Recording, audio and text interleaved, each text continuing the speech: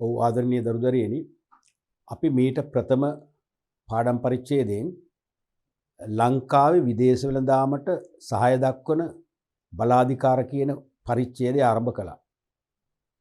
ඒකෙදි පැහැදිලිවම ආනයන අපනයන වෙළඳාම දෙකටම සහයෝගය දක්වන ලංකාවේ පැරණිම බලාධිකාරය ගැන සාකච්ඡා කළා.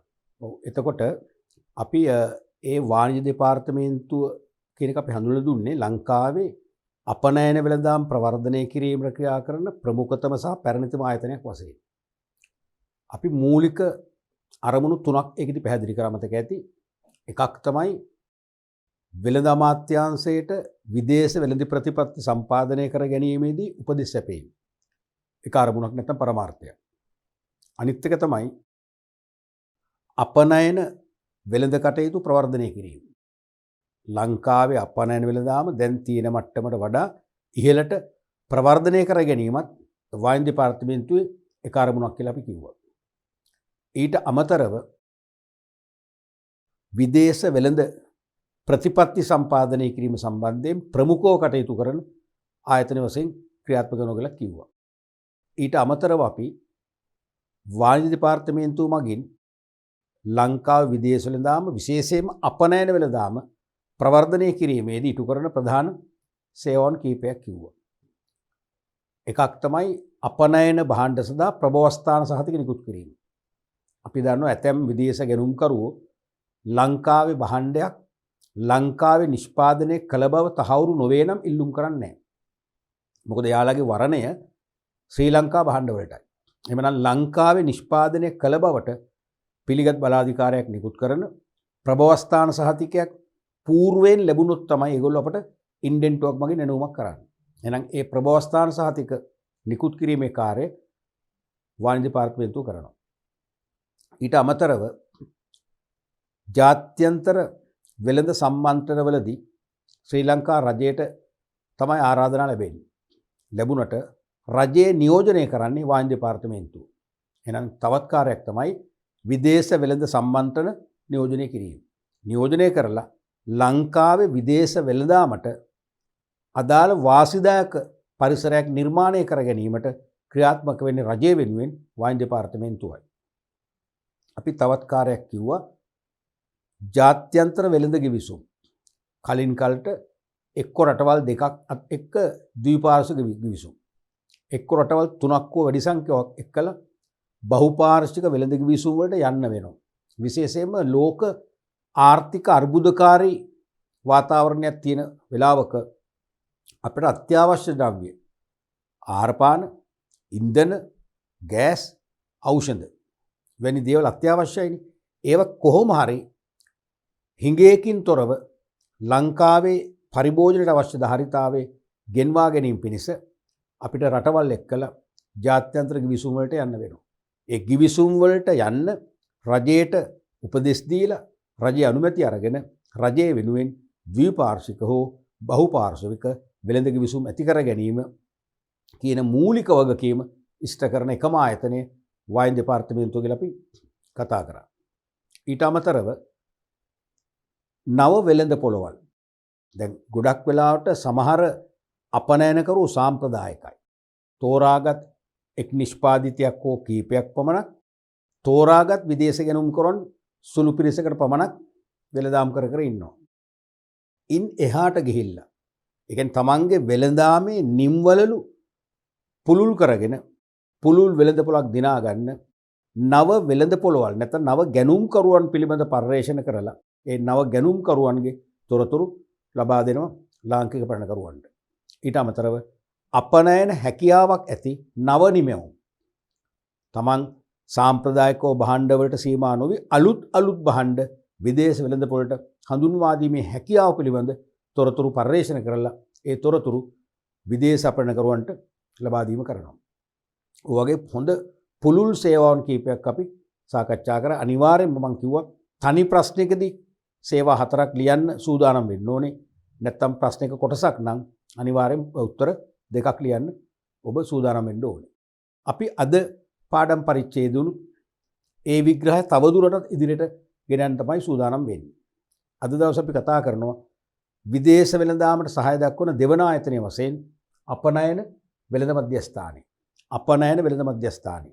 එක්ස්පෝර්ට් ට්‍රේඩ් සෙන්ටර් කියන එක. Export trade centre. දේශීය සැපයුම්කරුවන් හා විදේශ ව්‍යාපාරික ගැනුම්කරුවන්ට හමු විය හැකි පහසු ස්ථානයක් හා දේශීය අපනයනාභිමුඛ භාණ්ඩ ප්‍රදර්ශනාගාරයක් ලෙස 91 ඔක්තෝබර් 4 වන දින තමයි අපනයන සංවර්ධන මණ්ඩලය විසින් මේක ආරම්භ කළේ. මේක මුල්ම යුගයේ ලෝක වෙළඳ මධ්‍යස්ථානය වශයෙන් තමයි නම් කළේ. ඕක 91 දී අතරම ආරම්භ කරේ ලෝක වෙළඳ මධ්‍යස්ථානය වශයෙන්. නමුත් පසුව ලංකාවේ ලෝක වෙළඳ මධ්‍යස්ථානය කියලා ටවර් දෙකක් ගැහුවානේ. ඒ නම්මත් එක්ක පැටලෙන් නිසා තමයි නම අලුතෙන් හැදුවා ජගත් වෙළඳ මධ්‍යස්ථානය කියලා. ජගත්. නමුත් 2013 අවුරුද්දේ ඉඳන් මේක තවදුරටත් ප්‍රතිව්‍යුහගත කරලා නවීකරණය කරලා අලුත් කරලා අපනයන වෙළඳ මධ්‍යස්ථානය වශයෙන් තමයි අද ව්‍යවහාර කරන්නේ. තේරුණාද? දැන් අපි මීට පෙර පාඩම් පරිච්ඡේදයේදී කිව්වා වාණිජ්‍ය දෙපාර්තමේන්තුවෙන් කරන එක සේවාවක් තමයි විදේශ වෙළඳ දූත කණ්ඩායම් වලට ශ්‍රී ලාංකික අපනයනකරුවන් සහ ආනයනකරුවන් මුණගැස්සන එක.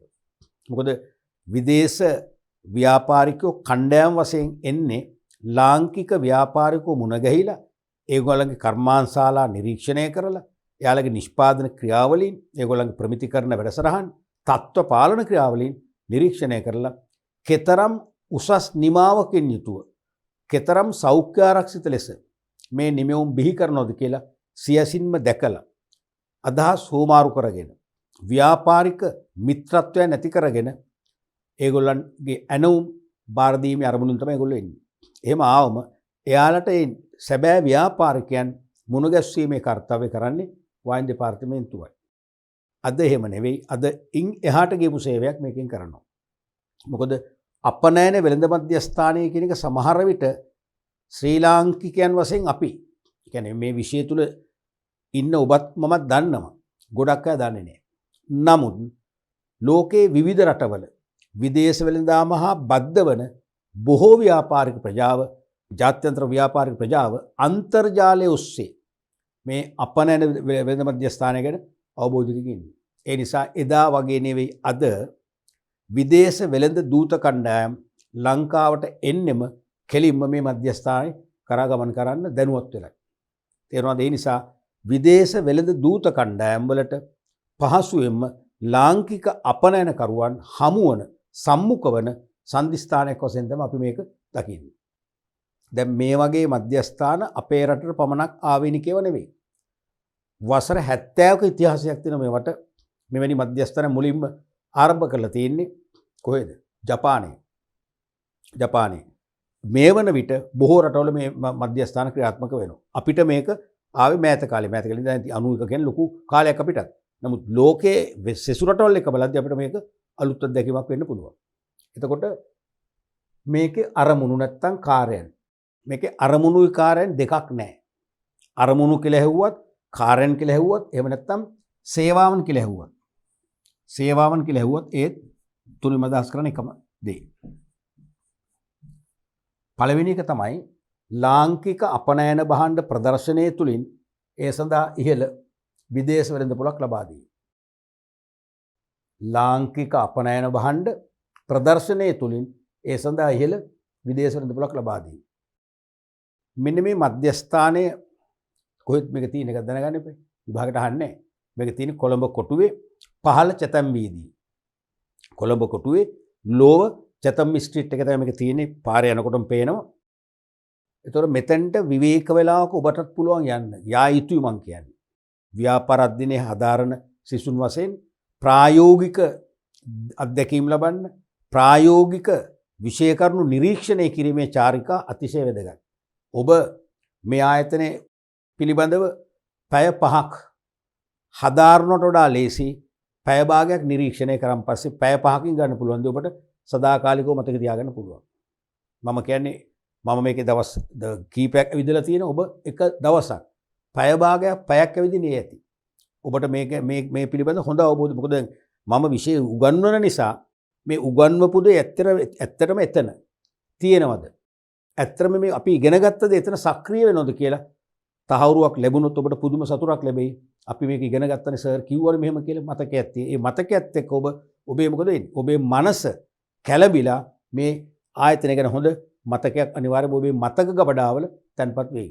අනිවාර්යයෙන්ම මම ආරාධනා කරනවා නිරීක්ෂණය කරන්න. දැන් බලපත්‍ර අවශ්‍ය නැහැ, පර්මිට් අවශ්‍ය නැහැ, යන්න පුළුවන්. හැබැයි එකම දේ ඩෙන්ටිටි කාඩ් එක. මොකද ජාතික හැඳුනුම්පත අනිවාර්යයෙන්ම අරගෙන යන්න ඕනේ. ඒක මේක ඇතුළේ තියෙන දරුවනේ භාණ්ඩ ප්‍රදර්ශනය කරන ප්‍රදර්ශන ශාලාවක්. ඒ ප්‍රදර්ශන ශාලාවේ ප්‍රදර්ශන කුටියක් නැත්නම් ප්‍රදර්ශන ස්ථානයක් අපිට පුළුවන් මුදල් ගෙවලා කලින් වෙන් කරගන්න. සෑම දිනකටම ගෙවන්න ඕනේ. අපිට උනනම් අවම දෙන්නේ දින 7කට සතියකට. දින 7 සති 2 3 4 අවුරුද්ද දක්වාත් ගන්න පුළුවන්. තේරුණාද? ඕනනම් අපිට මාසයක් විතරක් අරගෙන අපි අයින් වෙනවා. නැවත තවත් මාසයක් ඉඳලා ඊළඟ මාසෙට ආයි ගන්නත් පුළුවන්. හැබැයි ඉතින් ඉල්ලුම වැඩි වුණොත් හම්බෙන්නේ නැහැ. ඉල්ලුම අඩු නම් අපිට වෙන් කරගන්න පුළුවන්. ඒතර මේකේ අපේ භාණ්ඩ නියදි. ඒ කියන්නේ විභව අපනයන භාණ්ඩ. විභව කියන්නේ මොකද්ද? අපනයනය කරන්න අපේක්ෂාවෙන් ඉන්න භාණ්ඩවල නියදි මේ සාප්පු මෙතන මේ ප්‍රදර්ශන ශාලාවේ මේ සාප්පු සංකීර්ණේ ප්‍රදර්ශනය කරන්න පුළුවන්. එතකොට ඒකේ අපිට ඕන නම් අපේම සේවකේ හෝ සේවකින් පත් කරන්න පුළුවන්. ඒතකොට ඒගොල්ලන් ගෙවීම් කරන්නේ අපි. එහෙම නැත්නම් අපේ භාණ්ඩ පිළිබඳ තොරතුරු දුන්නම මේ අපනයන වෙළඳ මධ්‍යස්ථානයේ ඉන්නවා භාෂා කීපයක් කතා කරන්න ප්‍රගුණ කරගත්ත ප්‍රවර්ධන නිලධාරීන් ප්‍රොමෝෂන් ඔෆිසර්ස්ලා ඉන්නවා. ඒගොල්ලෝ ලව්ව කරන්නත් පුළුවන්. ඒගොල්ලෝ අපූර්වට වැඩේ කරනවා. හැබැයි ගෙවන්න ඕන. අනිවාර්යයෙන්ම ඒගොල්ලන්ට ගෙවීම අපි බාර ගන්න ඕන.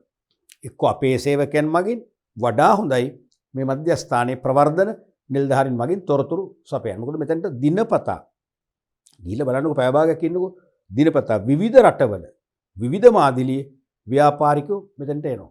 එතකොට ඔබට දැනගන්න පුළුවන් මේ මධ්‍යස්ථානට කෙතරම් විදේශ ව්‍යාපාරික පිරිසක් එනවද කියන එක. සමහර අය කියන්නේ එන අයගෙන් මම නිකන් අනුමාන කරනවා මම කරපු නිරීක්ෂණ චාරිකාවලදී 25% 30ක් විතර එන්නේ අපි වගේ අය. දැන් අපි යන්නේ යමක් ඉගෙන ගන්නනේ. සහ සංචාරකයෝ. ලංකාවට පැමිණෙන විවිධ සංචාරකින් මේක නිකන් නැරඹුම් මධ්‍යස්ථානයක් වශයෙන් සලකලත් එනවා. නමුත් 65ක් 70ක් මෙන්නේ විදේශ ව්‍යාපාරිකයෝ. ඒ නිසා මේ ප්‍රදර්ශනාගාරේ ඒ අපේ අපනයන භාණ්ඩ ප්‍රදර්ශනය කරන සිත් ගන්නා සුළු බව මත සහ ඒ ප්‍රවර්ධන නිලධාරීන් හෝ අපේම සේවකයන් ඒ ව්‍යාපාරිකයන්ට නියදී ඉදිරිපත් කරමින් තොරතුරු සපයමින් ඒ භාණ්ඩවල ගුණත්වය සෞඛ්‍ය ආරක්ෂිත බව ප්‍රමිතිගත බව පිළිබඳව දැනුවත් කරමින් මිලදී ගන්න පෙළඹවීම හරහා ඇතැම් විට ඒ මොහොතේම අපට ඇනුම් ලැබෙනවා. එහෙම නැත්නම් ඒගොල්ලෝ සියරට ගිහිල්ලා සුළු කාලයකින් අපට අලුත් ඇනුම් ලබා ගන්න අවස්ථාව ලැබෙනවා. හොඳ සේවාවක් මේකේ කරනවා. දෙවෙනි එක තමයි අන්තර්ජාතික මහජන සම්බන්ධතා වැඩසටහන් වල පහසුකම් ලාංකිකයින්ට ලබා දීම. මේ කියන එක තේරෙනවද? අන්තර්ජාතික මහජන සම්බන්ධතා වැඩසටහන් වල පහසුකම් ලාංකිකයින් ලබා දීම. මේ මෙතන අදහස් කරන්නේ ලාංකිකයන් කියන්නේ අපේ ලංකාවේ සාමාන්‍ය පුරවැසියෝ නෙවෙයි. මෙතන අදහස් කරන්නේ අපේ ව්‍යාපාරිකයින්ට විශේෂයෙන්ම අපනයන කරුවන්. අපනයන කරුවන් සහ ආනයන කරුවන්.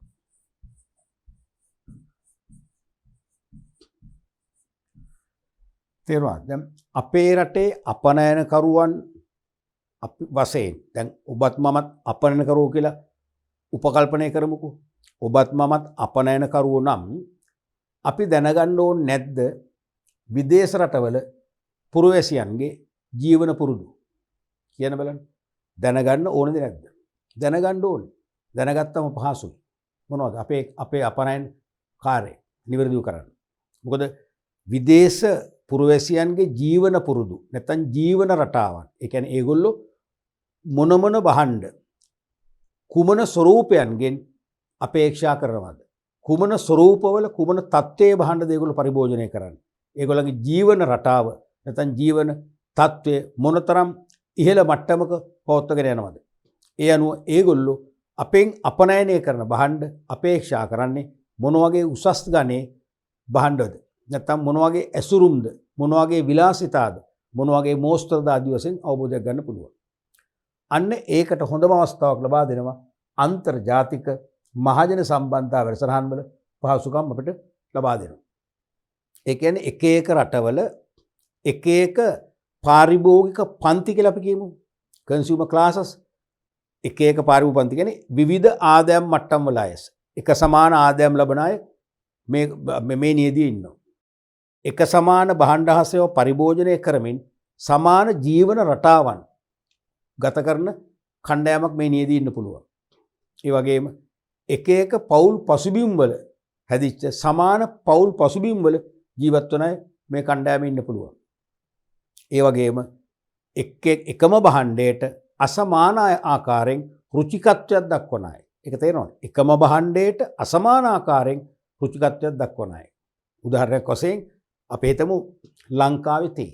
හොඳම උදාහරණයක්. ලංකාවේ තේ ගොඩක් අය බොන්න කැමතියි. හැබැයි සමහර රටවල පාරිභෝගිකයෝ කැමති ලංකාවේ ග්‍රීන් ටී එකට. කොළ තේ වලට. සමහර අය කැමති බ්‍රවුන් ටී වලට. දුඹුරු නැත්නම් මෙරුන් කලර් එකේ තේ වලට. තේරුණාද? සමහර අය කැමති බ්ලැක් ටී වලට. කළු තේ වලට. ඒ වගේම සමහර අය කැමති තේ කොළ එකට. අර කොළ ගතිය වැඩි එක. සමහර අය කැමති අර ඩස්ට් එකට. හීන කරන්නේ. ඔය වගේ විතර මගේ මිත්‍රයා පොල්පලා රණවර වැනි ඖෂධීය ද්‍රව්‍ය අපන කර දියත් ඒ දේම කළා. සමහර අයට අර ලොකු කෑලි වලට ඒව කපන යන්ත්‍රවලින්. සමහර ඒවා කුඩු කරනවා. මොකද එක එක රුචිකත්වයන්. මෙන්න මේ වගේ ඒ රටවල පුද්ගලයින්ගේ රුචිකත්වයන්, ජීවන රටාවන්, අපේක්ෂාවන්, ආදායම් මට්ටම, සංස්කෘතික ලක්ෂණ හඳුනාගත්තොත් අපිට පුළුවන් ඒ එක් එක් අංගවලට ගැළපෙන ලෙස අපේ භාණ්ඩ විවිධාංගීකරණය කරලා නිෂ්පාදනය කරලා විදේශ වෙළඳපොළට යවන්න. එහෙම වුණොත් විදේශ වෙළඳපොළ අපිට පහසුවෙන් දිනා ගන්න. පහසුවෙන් ලොකු වෙළඳපොළක් ස්පර්ශ කර ගැනීමේ හැකියාව උදා වෙනවා. අන්න ඒ සඳහා ඒ විවිධ මහජන කණ්ඩායම් එක්ක අපිව සම්මුඛ කරනවා. සමහර විට ඒක කරන්න ඔන්ලයින්. තේරෙන මාර්ගගත ජාල සම්බන්ධ කරලා. සමහර විට ඒ කණ්ඩායම් කලින් කලට මෙහෙට එනවා. ආවම අපිට මුණ ගැස්සෙනවා. එක්කෝ අපිව එහෙට අරගෙන ගිහිල්ලා අපිට එවැනි මහජන කණ්ඩායම් සමග සාකච්ඡා කරලා සමහරට ඒගොල්ලන්ගේ ගෙවල් වල පවා අපිට දින කීපයක් ගත කරන්න අවස්ථාව ලැබෙනවා. ඒගොල්ලෝ කන බොන විදිය, අඳින පළඳින විදිය, ඒගොල්ලන්ගේ ජීවන පුරුදු හොඳින් නිරීක්ෂණය කරලා ඒගොල්ලන්ගේ සිත්වල තියෙන පාරිභෝගික ලැබියාවන්, පාරිභෝගික රුචිකත්වයන් මනවින් තේරුම් අරගෙන අපි සම්පූර්ණයෙන්ම අපි මෙතෙක් කරගෙන ආපු අපනයන ක්‍රියාවලියේ දුර්වලතා හඳුනාගෙන ඒ දුර්වලතා ඉවත් කරලා ඒ මහජන කණ්ඩායමට ගැලපෙන පරිදි භාණ්ඩ නවීකරණය කරලා අලුත් කරලා අපිට මෙතෙක් තිබුණ වගේ කීප ගුණයක විදේශ වෙළඳපොළ තත්ත්වයන් අත්පත් කරගන්න හැකියාව ලබා දෙනවා. වැදගත්ම සේවාවක් තමයි මේ මහජන සම්බන්ධතා වැඩසටහන වලට සම්බන්ධ කිරීම. තේරෙනවද? මෙන්න මේ සේවාව කරන ලංකාවේ එකම එක ආයතනය one and only institute එකම එක ආයතනය තමයි අපනයන වෙළඳ මධ්‍යස්ථාන. ඊළඟට තුන්වන කාර්යනිරත සේවාව තමයි අන්තර්ජාතික සංවිධානවල නායකයින්. ජාත්‍යන්තර සංවිධානවල නායකයින්. ඒ වගේම ජගත් දේශපාලනඥයින්, ලෝක ප්‍රසිද්ධ නමගිය දේශපාලනඥයින් හා ලෝක වාණිජ්‍ය ශාස්ත්‍රයේ ප්‍රමුඛයින් ලාංකික ව්‍යාපාරිකයින්ට හමුවීමේ අවස්ථා උදා කර දීම. සමහර විට අපේ ලංකාවේ අපනයනකරුවෙකුට ලෝකේ ප්‍රබලම රාජ්‍යයක් උදාහරණයක් වශයෙන් අපි හිතමු අපේ අපනයන භාණ්ඩවල ප්‍රධාන ගැනුම්කාර රට මොකද්ද? අපි කලින් පරිච්ඡේදයේ කිව්වා විභාගයට නිතරම අහනවනේ. අපේ අපනයනවල ප්‍රධාන ගැනුම්කාර රාජ්‍ය මොකද්ද? USA America එක්ෂේත්‍ර ජනපදයේ. එවනම් අපි අපනයනය කරන භාණ්ඩ දැන් මමත් අපනයන කරුවෙක් නම් මම අපනයනය කරන භාණ්ඩත් වැඩිපුර මිලදී අරන් පරිභෝජනය කරන්නේ ඇමරිකානු ප්‍රජාව. ඕක නැත්ත තත්ත්වයේ මහ බැංකුව වාර්තානු. එහෙමනම් අපේ අපනයනවල ප්‍රධාන ගැනුම්කරුවා ඇමරිකාව නම් ඇමරිකාවේ පුරවැසියන් මෙන්න මේ අර ඉස්සෙල්ලා කිව්වා වගේ මහජන සම්බන්ධතා වැඩසටහන් වලින් අපිට සම්මුඛ වෙන්න පුළුවන් නම් මොනතරම් වටිනවද? මොනතරම් අපනයන අත්දැකීමක් අපට ඉගෙන ගන්න පුළුවන්ද?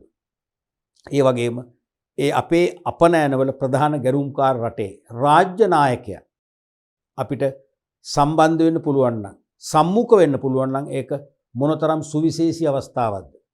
නිකන් අපිට ඒක බොහොම සිහිනයක් වෙන අවස්ථාවක්නේ. ඒ සිහින සැබෑ කරන මධ්‍යස්ථානය තමයි අපනයන වෙළඳ මධ්‍යස්ථානය.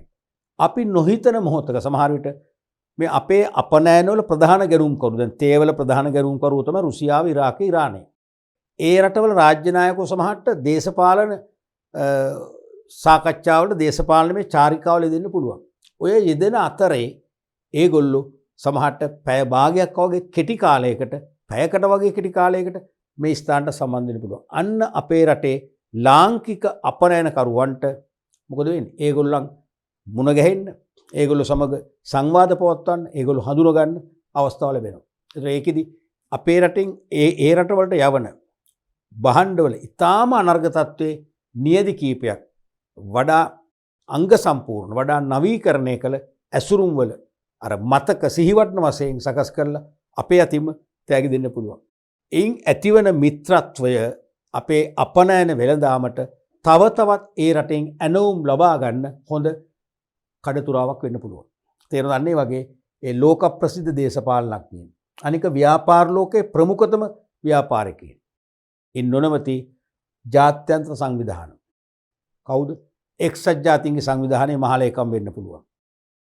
ලෝක කම්කරු සංවිධානයේ ප්‍රමුඛ නිලධාරීන් වෙන්න පුළුවන්. විශේෂයෙන්ම මේ දවස්වල අපට වටින්නේ ලෝක සෞඛ්‍ය සංවිධානයේ මේ ලෝකයේ වෙලාගත් වසංගත තත්ත්වයත් එක්ක ලෝක සෞඛ්‍ය සංවිධානයේ නියෝජිතයන් ප්‍රධානීන් මුණ ගැහෙන්න පුළුවන් නම් එයද අපේ අපනයන නිෂ්පාදන කටයුතු සහ අපනයන ක්‍රියාවලිය නිවැරදි කරගන්න, නිවැරදි මාවත් වලට ගෙනියන්න හොඳ අවස්ථාවක් වෙනවා. අන්නේ සුවිශේෂ විරල අවස්ථා අපනයන වෙළඳ මධ්‍යස්ථානයේ මගින් ශ්‍රී ලංකා ව්‍යාපාරිකයින්ට උදා කර දෙනවා. ප්‍රබලම සේවාවක්. ඊළඟ සේවාව තමයි ජාත්‍යන්තර වෙළඳාමේ දියුණුවට උපකාර වන ලෙස ලාංකික සමාගම් සඳහා උපදේශක සේවා සැලසීම. තවත් හොඳ සේවයක් අපනයන සංවර්ධන මණ්ඩලයත් මේ සේවාවම ලබා දෙනවා.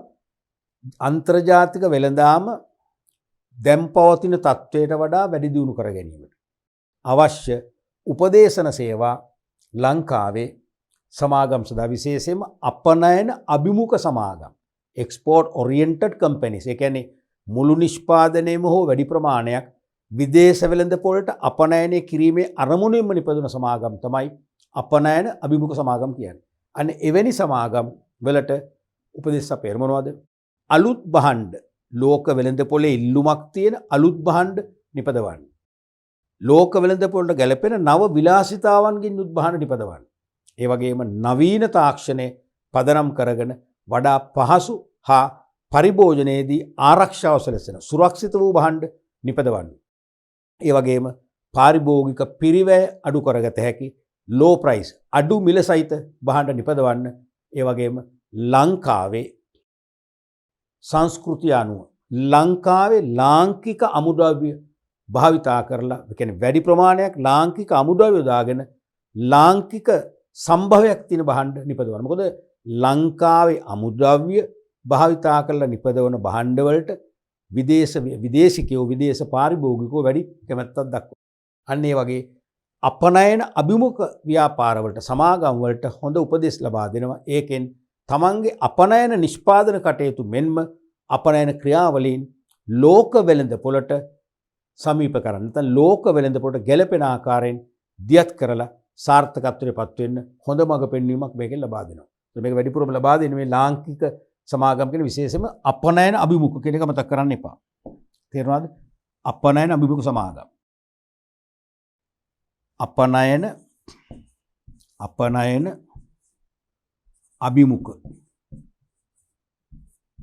අභිමුඛ සමාගම් සඳහා තමයි මේ සේවාව ලබා දෙන්නේ. පැහැදිලිනේ? අපි බලමු ඊළඟ සේවාව. පස්වෙනි කාර්යය නැත්නම් පස්වෙනි සේවාව ලාංකික අපනයන සමාගම් වලට ජාත්‍යන්තර ව්‍යාපාරික මෙහෙයුම් සැලසුම් කිරීම සඳහා පරිගණක දත්ත ඇතුළත් පුස්තකාල හා වෙනත් මුද්‍රිත ප්‍රකාශයන් වැනි පහසුකම් සැලසීම. මේ කියන්නේ ලංකාවේ එක්ස්පෝර්ට් ඔරියන්ටඩ් කම්පැනිස් නැත්නම් බිස්නස් අපනයන අභිමුඛ සමාගම් හෙවත් අපනයන අභිමුඛ ව්‍යාපාරිකයන්ට ජාත්‍යන්තර ව්‍යාපාරික මෙහෙයුම් සැලසුම් කිරීම සඳහා පරිගණක දත්ත ඇතුළත් පුස්තකාල හා මුද්‍රිත ප්‍රකාශයන්ගෙන් පහසුකම් සැලසීම. මේ මධ්‍යස්ථාන ඇතුළේ තියෙන දරුවනේ අංග සම්පූර්ණ පුස්තකාලය.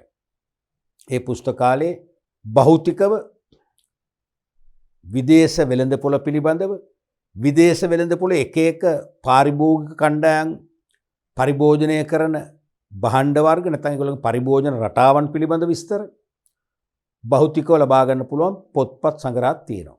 ඊට අමතරව පරිගණක චුම්බක තැටි වල තොරතුරු දහස් කරන් තියෙනවා. විශේෂයෙන්ම නවක අපනයනකරුවෙකුට අපනයන වෙළඳාමේ නැත්නම් අපනයන වෙළඳාමට ප්‍රවේශ විය යුත්තේ කෙසේද? ප්‍රවේශ වෙමින් අපනයන වෙළඳ ජීවිතයේ මුල් අවදිවලදී තමන් වෙළඳ පොළත් එක්ක මොන ආකාරයේ සහන පිළිවෙත් තුලින් වෙළඳ පොළ තුල ක්‍රියාත්මක විය යුතුද?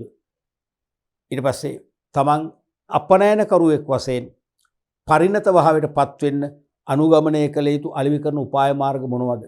ආදී වශයෙන් ඒ කියන්නේ කෝඩුකාර අපනයනකරුවෙක්ගේ සිට ලොව කලබන ලොව සුපතල පරිණත අපනයනකරුවෙක්ගේ තත්වයට පත්වීමට පියවරෙන් පියවර ගමන් කළ යුත්තේ කෙසේද කියලා විවිධ වැඩසටහන් පරිගණක චුම්බක තැටිවල මේ පුස්තකාලේ තියෙනවා. ඒ ඕන කෙනෙකුට ගිහිල්ලා පරිශීලනය කරන්න පුළුවන්. විශේෂයෙන්ම ලාංකික අපනයන සමාගම් වලට ඒව පරිශීලනය කරලා තමන්ගේ සමාගමේ අභ්‍යන්තර නිෂ්පාදන කටයුතු, ගබඩා කරන කටයුතු, අලෙවි කරන කටයුතු, විදේශ වෙළඳපොළ ප්‍රවර්ධන වැඩසටහන් නිවැරදිව දියත් කරන්න අවශ්‍ය දැනුම මේකෙන් ලබා ගන්න පුළුවන්කම ලැබෙනවා. ඊටාම සුවිශේෂී සේවාවක් දැන් පේනවා මේ අපනයන වෙළඳ මධ්‍යස්ථාන කියන වචනේ අර්ථයෙන්ම අපනයන වෙළඳ මධ්‍යස්ථානයම තමයි. ඒ කියන්නේ ලාංකික අපනයන ප්‍රජාව දැන් සිටින තත්වයේ සිට ඉතා ඉහළ ස්ථානයකට ගෙන යාමට අවශ්‍ය මාර්ගය විවර කරන හොඳ වෙළඳ සම්දිස්ථානයක් වශයෙන් තමයි අපි මේක දකින්නට ඕනේ. ඊළඟ සේවාව තමයි 6 වෙනි එක විදේශ ආණ්ඩු හා ප්‍රමුඛ ව්‍යාපාරිකයන්ගෙන් සැදුම්ලත් වෙළඳ සම්මන්ත්‍රණ පැවැත්වීම. මේක ලංකාවේදී කරනවා. කලින් කලට විදේශ ආණ්ඩු සමග සාකච්ඡා කරනවා. ඒ රටවල ව්‍යාපාරිකයන් සමග සාකච්ඡා කරනවා. ඒ රටවල ආණ්ඩුවල අනුග්‍රහය ඇතුව කියන්නේ ඒ රටවල ආණ්ඩුම ඊට පස්සේ ඉල්ලීම් කරනවා. දැනුවත් කරනවා. ඒ රටේ ව්‍යාපාරිකයන් ලංකාවට ගිහිල්ලා සම්මන්ත්‍රණයට සහභාගී වෙන්න. එහෙම පසුබිමක් හදාගෙන විදේශ රටවල රජයේ නියෝජිතයින් ව්‍යාපාරිකයෝ ලංකාවට ගෙනලා කණ්ඩායම් වශයෙන් අපේ රටේ ව්‍යාපාරික ප්‍රජාවට එතනට සම්බන්ධ වෙන අවස්ථාව දීලා කෑම බීම පහසුකම් සපයලා වෙනත් පහසුකම් සපයලා හොඳ වෙළඳ සම්මන්ත්‍රණ පවත්වනවා. මේ වෙළඳ සම්මන්ත්‍රණවලදී මෙතෙක් අපි හඳුනා නොගත්තු ව්‍යාපාරිකව හඳුනා ගන්නවා. අපේ රටේ නිෂ්පාදිත පිළිබඳ දැනුමක් තිබුණා වුණත් ඒවයි වටිනාකම් ඒවයි අගනාකම් ගැන තියෙන අඩු අවබෝධය නිසා නැත්නම් වැරදි දූෂමාන ප්‍රචාරයන් නිසා ඒ භාණ්ඩ මිලදී ගන්න කැමැත්තක් තිබුණත් මෙතෙක් මිලදී නොගත්ත ව්‍යාපාරික ප්‍රමුණ ගැහෙනවා. මේ සම්මන්ත්‍රණවලදී අපි සමග අදහස් සුමාරු කර ගැනීම තුළින් අපේ අපනයන භාණ්ඩ පිළිබඳ විනිවිද භාවයකින් යුතුව ඒගොල්ලන්ට දකින්න ඒ වගේම සිතන්න අවස්ථාව ලැබෙනවා. ඒ තුළින් මෙතෙක් අපේ අපනයන භාණ්ඩ සම්බන්ධයෙන් පැවති වැරදි මත බැහැර කරලා අපේ අපනයන භාණ්ඩ වෙත ඒගොල්ලන්ගේ ආකර්ෂණය දිනා ගන්න හොඳ අවස්ථාවක් ලැබෙනවා මෙන්න මේ වෙළඳ සම්මන්ත්‍රණය. ඒ නිසාත් එහෙනම් අපි දැන් කවදාකවත් ලාංකික අපනයනකරුවෝයි එයාලගේ භාණ්ඩයි විදේශ ගැනුම්කරුවෝයි දෙපැත්තකට වෙලා හරියන්නේ නැහනේ. මේ දෙගොල්ලෝ හරියට ගඟක ඉවුරු දෙකක් වගේ. පළල් ගංගාවක ඉවුරු දෙකක ඉන්නව කවදාකවත් දකින්නෙත් නැහැ, හමු වෙන්නෙත් නැහැ. මේ දෙගොල්ලෝ අතර වෙළඳ ක්‍රියාවලියක් ජීවමාන කරන්න මොකක්ද අවශ්‍ය? පාලමක් අවශ්‍යයි. ඒ පාලම තමයි අපනයන වෙළඳ මධ්‍යස්ථාන ඉෂ්ට කරන්නේ. ඒ පාලම තමයි අපනයන වෙළඳ මධ්‍යස්ථානය. තේරෙනවද? ඒ වෙළඳ මධ්‍යස්ථානයේ වෙළඳ සම්මන්ත්‍රණ තුලින් කරන්නේ මේ ඈතට වෙලා හිටපු දෙපක්ෂය අතර මනා සහ සම්බන්ධතාවයක් ඇති කරලා භාණ්ඩ පිළිබඳ අවබෝධයක් ලබා දීලා ඒගොල්ලෝ අතර මිත්‍රශීලී සම්බන්ධතා ගොඩනගලා නව වෙළඳ පොළවල් නව විදේශ වෙළඳ පොළවල් දැහැ ගන්න අපට අවස්ථාව ලබා දෙන එකයි කරන්නේ. ඊළඟ එක තමයි හත්වෙනි එක විදේශ ආයෝජන මෙරටට ලබා ගැනීමට සහාය වීම. ඒ තවත් සුවිශේෂී සේවාවක්. තේරුණාද? දැන් විදේශ ව්‍යාපාරිකයෝ සමග මේ මධ්‍යස්ථානයේ සම්බන්ධතා තියාගන්න. ඒ ව්‍යාපාරිකයෝ මෙරටට ගෙන්වල වෙළඳ සම්මන්ත්‍රණ සූදානම් කරලා දෙනවා. ඒ වෙළඳ සම්මන්ත්‍රණවලදී ලංකාවේ විශේෂම කර්මාන්ත අමාත්‍යාංශය, ඒ වගේම වෙළඳ අමාත්‍යාංශය, ඒ වගේම අපනයන සංවර්ධන මණ්ඩලය, වාණිජ්‍ය දෙපාර්තමේන්තුව විශේෂයෙන්ම විදේශ ව්‍යාපාරිකයන්ට ලංකාවේ ව්‍යාපාර ආරම්භ කරන්න නිදහස් වෙළඳ කලාප තුල ඉඩ ප්‍රස්ථා ලබා දෙන අනුමැතිය ලබා දෙන ශ්‍රී ලංකා ආයෝජන මණ්ඩලය BOI එක වැනි ආයතනවල නියෝජිතයොත් සම්බන්ධ වෙනවා. තේරෙනවද? ඒ තුලින් අනිවාර්යයෙන්ම ඒගොල්ලන්ට ඒ විදේශ ව්‍යාපාරිකයන්ට හොඳ අවබෝධයක් ලබා දෙනවා. ඒගොල්ලෝ යොමු කරන ගැටලු වලට ඒගොල්ලෝ ඇතැම් වෙලාවට ලංකාවේ ව්‍යාපාරික පරිසරයේ දේශපාලන පරිසරය පිළිබඳ ඇති සැක සංකා නිසා ආයෝජනයට ඇති බිය ඒගොල්ලන්ගේ අපිට එළියට එනවා. අන්න එහෙනම් අපේ රජයේ නියෝජිතයින්ට අර මං කිව්ව විදේශ වලදාමට සහාය දක්වන ආයතන නියෝජිතයින්ට විශේෂයෙන්ම BOI එකට ශ්‍රී ලංකා ආයෝජන මණ්ඩලයට ලොකු කාර්යභාරයක් ඉෂ්ට කරන්න පුළුවන්. යථා තත්ත්වය පැහැදිලි කරලා ඒගොල්ලන්ගේ ආයෝජන සුරක්ෂිතතාවයට අදාළ නීති රීති බල අවබෝධයක් ලබා දීලා ඒගොල්ලෝ සමග ආයෝජන ආරක්ෂණ ගිවිසුම්. ඒ කියන්නේ ඒගොල්ලෝ ලංකාවේ ආයෝජනය කළොත් ඒ ගිවිසුමේ සඳහන් කාලය අවුරුදු 15ක් කියමුකෝ. අවුරුදු 15 තුල ලංකාවේ කුමන දේශපාලන ආර්ථික පරිවර්තනයක් වුණත් දේශපාලන ආර්ථික වශයෙන් පරිහානියක් වුණත් ඒගොල්ලන්ට පොරොන්දු වෙච්ච සහන පොරොන්දු වෙච්ච පහසුකම් නොඅඩුව අඛණ්ඩව ලබා දෙමින් ඒගොල්ලන්ට නිදහසේ ව්‍යාපාර කටයුතු කරන්න ඉඩ දෙන බවට ආයෝජන ආරක්ෂණ ගිවිසුම් පවා ඇති කරගන්න මෙන්න මේ මධ්‍යස්ථානයේ ක්‍රියාත්මක වෙනවා. මොකද ආයෝජන ආරක්ෂණ ගිවිසුමක් ඇති කරගත්තන් පස්සේ ඒක අපි කාටවත් කඩන්න බෑ. කැඩුවොත් ඒ අපි කියන පහසුකම් දුන්නේ නැත්නම් අපි කියන නෛතික නිදහස දුන්නේ නැත්නම් ඒගොල්ලන්ට පුළුවන් ඒ ගිවිසුම කඩ කිරීමේ චෝදනාවට ශ්‍රී ලංකා රජයට විරුද්ධව ජාත්‍යන්තර අධිකරණයේ පවා නඩු පවරන්න. එහෙම වුණොත් ලංකාවට ආර්ථික සම්බාධක පවා පැනවෙන්න පුළුවන්. ලංකාව වෙළඳ ලෝකයේ තුල හුදකලා රටක් වෙන්න පුළුවන්. ඒ නිසා ඒක තේරුම් ගන්න අබමල් රේණුක හරි මොලයක් තියෙන කිසිදු රාජ්‍ය නිලධාරියෙක් කිසිදු ආණ්ඩුවක දේශපාලනඥයෙක් කිසිදු වෙළඳ ඇමතිවරයෙක් මම හිතන්නේ ඒ ගිවිසුම කඩ කරයි කියලා. ඒ නිසානේ ආයෝජන ආරක්ෂණ ගිවිසුම් ගැන ඒගොල්ලන්ට හොඳ අවබෝධයක් තියෙනවා. එහෙම ආයෝජන ආරක්ෂණ ගිවිසුම වලින් පවා ඔවුන්ට ආරක්ෂාව දෙන බවට සහතික වෙන්න පුළුවන් මෙන්න මේ හමුවීම් තුලදී. තේරෙනවද? ඒ තුලින් අනිවාර්යයෙන්ම විදේශ ආයෝජකයන් ලංකාව තුල ඍජු ආයෝජනයේට පොළඹවා ගැනීමට හැකියවීම සුවිශේෂී අවස්ථාවක් වෙනවා. ඒ සුවිශේෂී ලංකාවට ඵලදායී අවස්ථාව උදා කරන්න අපනයන වෙළඳ මධ්‍යස්ථානයේ ප්‍රමුඛව කටයුතු කරනවා. මොකද ඒගොල්ලෝ ආවොත් ලංකාවේ ඒගොල්ලන්ගේ ධනෙ අරන් එනවා, යන්ත්‍රෝපකරණ තාක්ෂණයේ විශේෂඥ ශ්‍රමය. අරගෙන ඇවිල්ලා ඒගොල්ලෝ ලංකාවේ අපි භූමිය දෙන්න තියෙන්නේ. නිකන් දෙන්නේ නැහැ. ඒකට අපි බදු කුලයක් අය කරනවා. ඊට පස්සේ අපි ජලය, සංනිවේදන පහසුකම්, බලශක්ති පහසුකම් අනිවාර්යයෙන්ම අපි ඒගොල්ලන්ට බාදිනවා. ඒව නිකන් නෙවෙයි. අපිට විශාල විදේශ විනිමයක් ලැබෙනවා. ඊළඟට ඒගොල්ලන් කර්මාන්තශාලාවලට අවශ්‍ය පුහුණු නුපුහුණු ශ්‍රමිකයන් අපේ රටේ ලොකු ශ්‍රම බලකායක් ඉන්නවා. දෙන්න පුළුවන්. අපේ රටේ පුරවැසියන්ට රැකියාව අවස්ථා උදා වෙනවා. ඒගොල්ලෝ මෙහෙට අමුද්‍රව්‍ය ගේනවා. නිම්බි බහන්න විදේශයන්ට අපනයනය කරනවා. වරාය කටයුතු, ගුවන්තොටුපළ කටයුතු, මහා මාර්ග, අධිවේගී මාර්ග සංවර්ධනය කරන්න පුළුවන්කම ලැබෙනවා. නැත්නම් යටිතල පහසුකම් වල වර්ධනයක් ඇති වෙනවා. අන්න ඒ සඳහා විදේශ ආයෝජකෝ මෙහෙට ඇවිල්ලා තමන්ගේ කර්මාන්තශාලා ආරම්භ කරලා, ගබඩා ආරම්භ කරලා, මෙහෙදි නිපදවල ලෝක වෙළඳ පොළට බහඬ අපනයනය කරන අපනයන මධ්‍යස්ථානයේ බවට පත් කරගන්න ඕනේ. අන්න ඒ සඳහා විදේශ ආයෝජකෝ මෙහෙට ආකර්ෂණය කරගන්න ශ්‍රී ලංකා ආයෝජන මණ්ඩලයට අමතරව ලොකු කාර්යභාරයක්, නිහඬ කාර්යභාරයක් මේ මධ්‍යස්ථානයේ මගින් ඉෂ්ට කරනවා. ඊළඟට අවසාන සේවාව වශයෙන් කතා කරනවා ලංකාවේ නිදහස් වෙළඳ කලාපවලට අවශ්‍ය පහසුකම් සැලසීමට ශ්‍රී ලංකා ආයෝජන මණ්ඩලයට සහාය වීම. දැන් අපි දන්න පොදු කරුණක් තමයි විදේශ ආයෝජකයෝ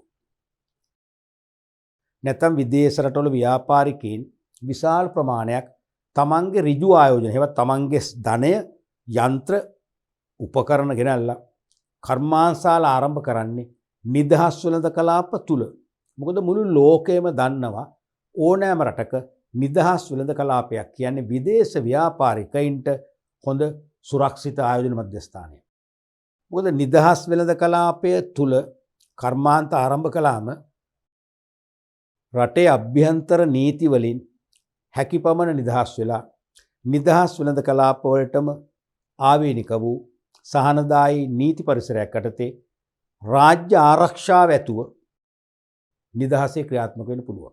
එහෙමනම් ඒ නිදහස් වෙළඳ කලාපවල දැන් පවතින පහසුකම් වලට වඩා තව තවත් පහසුකම් වැඩි කරනවා නම් තව තවත් පහසුකම් වර්ධනය කරනවා නම් මීටත් වඩා නිදහස් වෙළඳ කලාප වෙත විදේශ ව්‍යාපාරිකයන් ආකර්ෂණය කරගන්න පුළුවන්.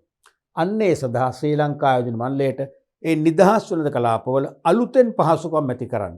තියෙන පහසුකම් තව තවත් ස්ථාවර කරන්න.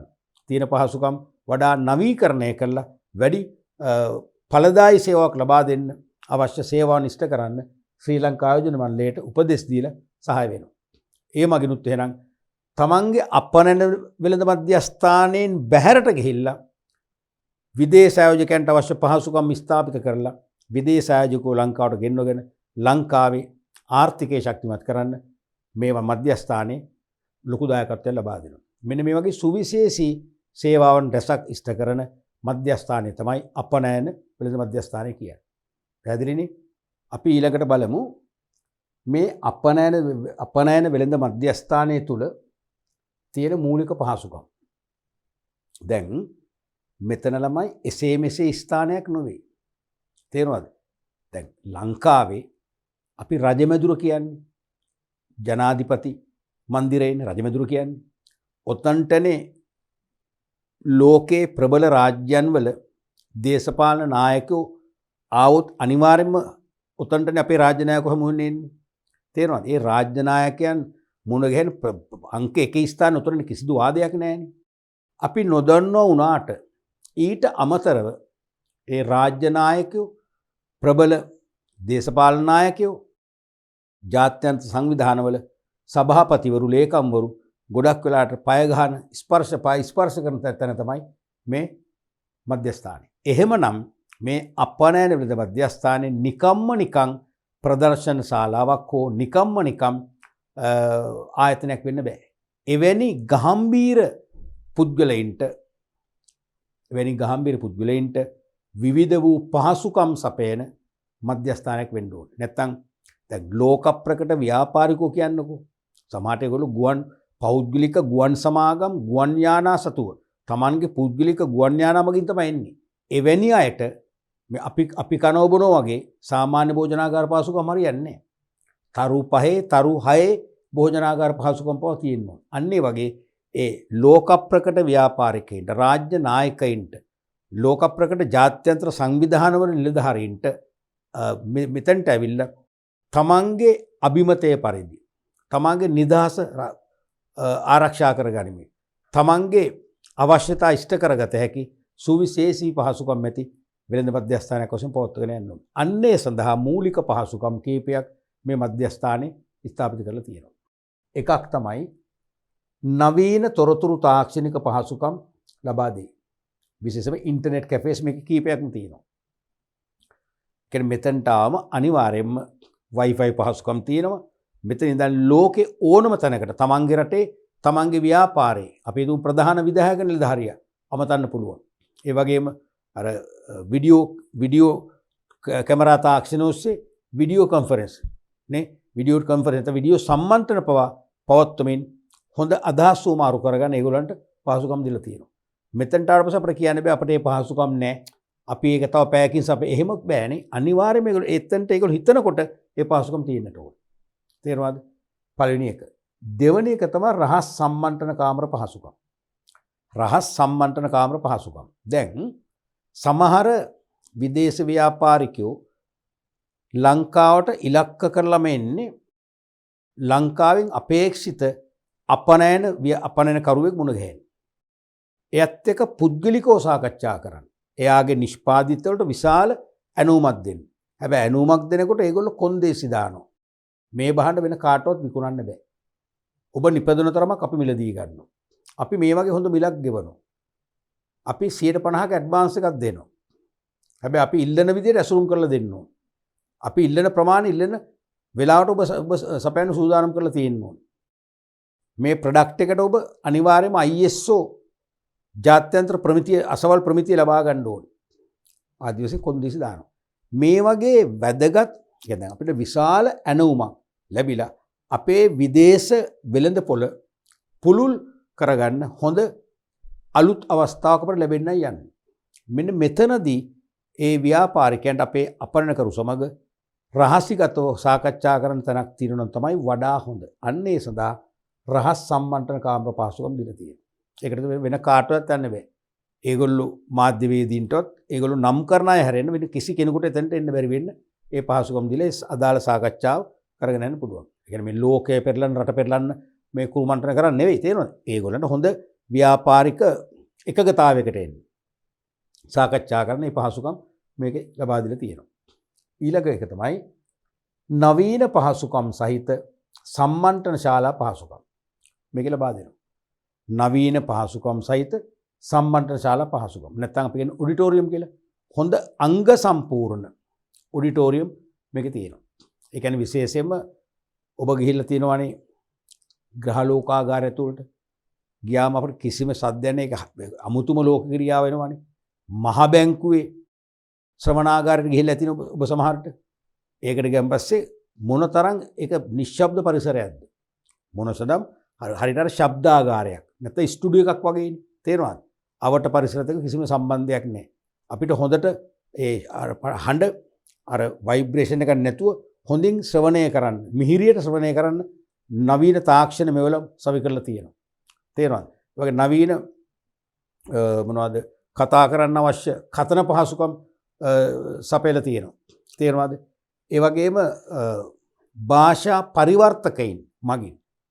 පරිවර්තකයින් මගින් අපි තුමු දැන් යම්කිසි සම්මන්ත්‍රණයක් පැවැත්වෙනවා නම් යම් රටක ව්‍යාපාරිකයෙක් එයා කෙටි දේශනයක් පවත්වනවා නම් ඒ දේශනය පවත්වන්නේ අපි හිතමු ඉංග්‍රීසි භාෂාවෙන් නම් ඒ භාෂාව වෙනත් රටවල භාෂාවලින් ඒ මොහොතේම පරිවර්තනය කරලා Tamanට ශ්‍රවණය කරන්න අවශ්‍ය පහසුකම් දීලා තියෙනවා. ඒ සඳහා භාෂා 25කට වැඩියෙන් කතා කරන්න පුළුවන් පරිවර්තනය කරන්න පුළුවන් පරිවර්තකෝ සම්බන්ධ කරලා තියෙනවා. මෙන්න මේ වගේ හොඳ සම්මන්ත්‍රණ ශාලා පහසුකම් තියෙනවා අර වෙළඳ සම්මන්ත්‍රණ පවත්වන්න.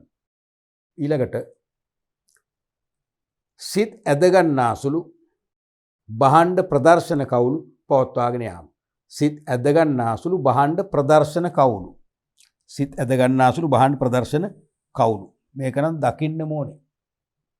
දැන් මම මෙහෙම උදාහරණයක් කියන්නම්කෝ. මම උතන්ට ගියා මට අවශ්‍ය තොරතුරු රැස් කරන්න යම් දවසක. එදා ඉඳන් උපරිම මාස 2ක් 3ක් ගමුකෝ. දිනමක වුණ මට හරියට මතක නැහැ ලියාගෙන නැහැනේ. දල වශයෙන් මාස 3ක් වගේ ඇතුළත මම දෙවන සැරේත් ගියා. කෙටි කාලයක්නේ.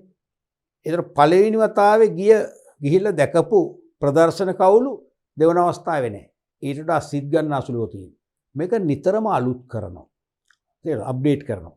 යාවත් කාලන කරනවා. මම ගියේ ලංකාවේ ප්‍රධාන පෙළේ තේ අපනයනය කරන සහ තේ නිෂ්පාදනය සහ අපනයනය කරන සමාගමක තතු හොයන තමයි මං ගියේ. ඒ ඔබ දන්නවා ඔබ ලංකාවේ වෙළඳපොලේ දැකලා තියෙනවා මෙල්ස්නා තේ. තේරුණාද?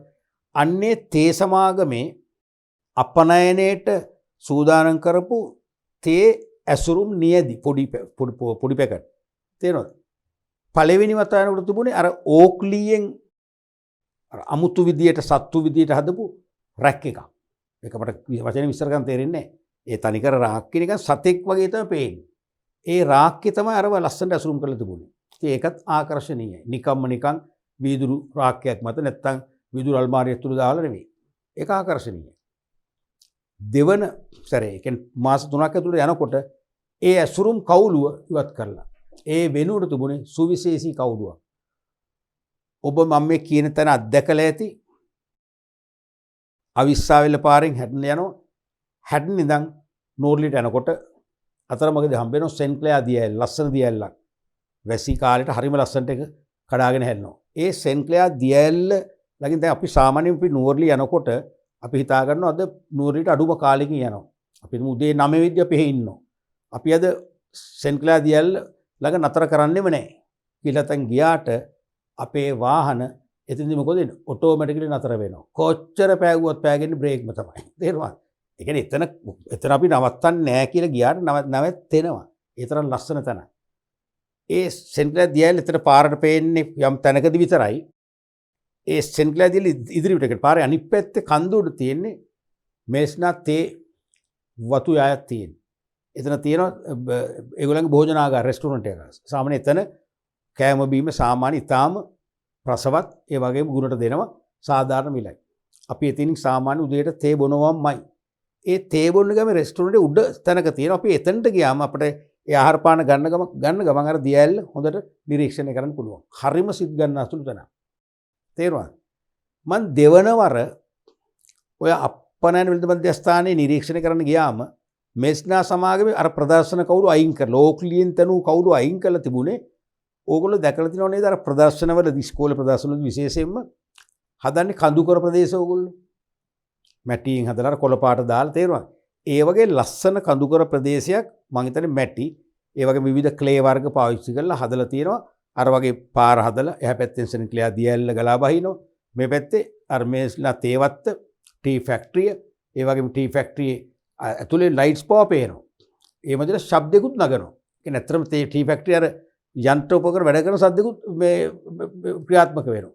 අන්නේ තේ ඒ කියන්නේ තේවත්ත ආටිෆිෂියලි හදලා තේ ගස් ලස්සනට හදලා සාමාන්‍ය අඩි 10 15 විතර ඒරිය එකක්. ලොකු පුංචි කාමරේ සයිස් එක තේරෙනවද? හදලා අන්නේ තේ ගස් උඩ තමයි අර අපනයනය කරන තේ පැකට් නැත්තම් තේ ඇසුරුම් තියලා තියෙන්නේ. බලන්න මොනතරම් ස්වභාවිකද කියලා තාත්විකද කියලා. ඒක නොබලන කෙනෙක් නෑ ළමයි. අපි හිතමු ඇස් අන්ධයට පවා ඇස් පේන්න ගන්න එක දැක්කම. තේරෙනවද? ඇස් අන්ධයට පවා ඇස් පේන්න ගන්නවා. අන්න ඒ වගේ ආකර්ෂණීය සිත් ගන්නාසුළු වෙළඳ කවුළු ප්‍රදර්ශනයක් කරනවා මේක. ඒ නිසා මෙන්න මේ ස්ථානයේ අපනයන කරුවන්ගේ භාණ්ඩ නියදි ප්‍රදර්ශනය කරනවා කියන්නේ අවිවාදයෙන්ම ලෝකේ විදේශ ගැනුම් කරුවන්ගේ අනිවාර්යයෙන්ම ආකර්ෂණය මෙතනට එනවාමයි.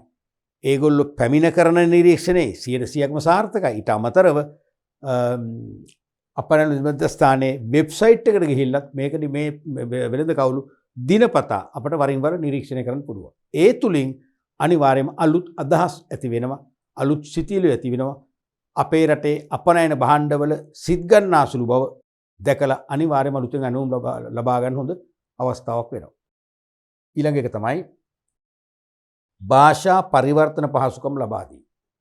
දැන් ඕනෑම විදේශ ව්‍යාපාරිකයෙක් ආවම ඒ හැම දිනාටම ඉංග්‍රීසි භාෂාව බෑ. ඇත්ත කතාව ඕකනේ. ඒගොල්ලන්ගේ රටේ භාෂාව තමයි කතා කරන්නේ. එහෙනම් ඒගොල්ලන්ගේ රටේ භාෂාව දන්න භාෂා පරිවර්තකෝ ඉන්නවා. ඒ භාෂා පරිවර්තකය සම්බන්ධීකරණ පහසුකම් සලසමින් ලාංකික ව්‍යාපාරිකයන් එක්ක සිංහල භාෂාවෙන් නැත්නම් ඉංග්‍රීසි නැත්නම් ද්‍රවිඩ භාෂාවෙන් පළ කරන අදහස් ටික අර විදේශ ව්‍යාපාරික භාෂාවෙන් පරිවර්තනය කරලා ඔහුට පැහැදිලි කරලා දෙනවා. ඔහුගේ අදහස් සහ තොරතුරු අපේ රටේ ව්‍යාපාරිකයන්ට අපේ රටේ ඒගොල්ලෝ කතා කරන භාෂාවෙන් පරිවර්තනය කරලා දීලා අන්නේ ව්‍යාපාරිකයෝ දෙන්න අතර භාෂා අසමානකම් තිබුණා වුණත් ඒ භාෂා අසමානකම් පරිවර්තකයාගේ සහායෙන් නැති කරලා හොඳ ව්‍යාපාරික සම්බන්ධතා ගොඩනගා ගන්න පහසුකම් සලසනවා. මෙන්න මේ වගේ සුවිශේෂී පහසුකම් කීපයක් දීලා තමයි මේ ජාත්‍යන්තර දේශපාලනඥයින්, ලෝක ප්‍රසිද්ධ සංවිධානවල නායකයින්, ලෝක ප්‍රකට ව්‍යාපාරිකයින් මේ ස්ථානයේ අපේ රටේ ව්‍යාපාරිකයින්ට මුණගස්සලා හොඳ අන්තර්ජාතික වෙළඳාමක පදනම දාගන්න මේ ආයතනේ සහාය වෙන්නේ මෙන්න මේ වගේ පහසුකම් ඔස්සේ. පැහැදිලි නේද? එහෙනම් අපි මේ කතා කරපු ආයතනය අපේ ලංකාවේ අපනයන වෙළඳාමට තවත් ප්‍රධාන මුවදුරක් නේ මුවදුරක් වෙනවා කියන එක කිසිම තර්කයක් නැතුව පිළිගන්න පුළුවන්. ශ්‍රී ලංකා රේගු දෙපාර්තමේන්තුව ලංකාවේ විදේශ වෙළඳාමට සහාය දක්වන ආයතන අතරින් තවත් ප්‍රබලම ආයතනයක් තමයි ශ්‍රී ලංකා රේගු දෙපාර්තමේන්තුව, ශ්‍රී ලංකා කස්ටම් ඩිපාර්ට්මන්ට්. මේක විදේශ වෙළඳාමට පමණක් නොවේයි. අපි කතා කරන්නේ ප්‍රවාහනය හා සැපයුම් සේවා කියන පාඩම, ට්‍රාන්ස්පෝර්ටේෂන් ඇන්ඩ් ලොජිස්ටික්, ඒ පාඩම් ඒකකයටත් අදාළයි. ප්‍රවාහන පාඩමේදීත් රේගු දෙපාර්තමේන්තුවේ කාර්යයන් අහනවා. විශේෂයෙන්ම නෞකා ප්‍රවාහනයේ, ගුවන් ප්‍රවාහනයේදී අපිට අමතක කරන්න බැරි සමීප සේවාවක් ඉෂ්ට කරනවා රේගු දෙපාර්තමේන්තුව මගින්. ඒ නිසා ප්‍රවාහනය පාඩම හෝ විදේශ වෙළඳාම පාඩම කියන දෙකේදීම හෝ දෙකෙන් එකකදී ප්‍රශ්න යොමු වෙන ස්වභාවයක් අපි දැක්කා. මතු අනාගතෙත් ඒ තත්ත්වය හැම පවතිනවා ඇති. පැහැදිලිනේ? දැන් ඕනම රටක තියෙන දරුවනේ රේගු බලාධිකාරයක්. රේගු කටයුතු කියන්නේ. රේගු කටයුතු කියන්නේ ගුවනින් හෝ නැව් මගින් බහණ්ඩ හෝ මගින් පැටවීම සහ ගොඩබෑම කරලා ප්‍රවාහනය කිරීමට අදාළ සේවා සපයන ආයතන කියන අර්ථය තමයි රේගුව කියන එක අදහස. රේගු කටයුතු කියන්නේ එතකොට නැව් හෝ ගුවන් මගින් බහණ්ඩ මගින් ප්‍රවාහනය කිරීමට අදාළ කටයුතු තමයි රේගු කටයුතු කියලා කියන්නේ. ඒ නිසා ඕනෑම රටක රේගු අධිකාරියක් නැත්නම් රේගු බලාධිකාරියක් තියෙනවා. ඒක නම් වලින් අපේ රටේ ශ්‍රී ලංකා රේගු දෙපාර්තමේන්තුව කියලා රාජ්‍ය දෙපාර්තමේන්තුවක් මුදල් අමාත්‍යාංශය යටතේ ක්‍රියාත්මක වෙනවා. තේරුණානේ? එතකොට රජයේ පනවා ඇති ආනයන අපනයන භාණ්ඩ මත තීරුබදු එකතු කිරීමේ කාර්යභාර දෙපාර්තමේන්තුව තමයි අපි මේකෙන් අදහස් කරන්නේ. දැන් රජය ආනයන අපනයන මත තීරුබදු පනවලා තියෙනවා. තීරුබදු ආදායම්, විශාල තීරුබදු ආදායමක් රජයට ලැබෙනවා. දන්නවා රජයට ආදායම් ලබා දෙන ප්‍රධාන බලාධිකාර තුනයිනේ.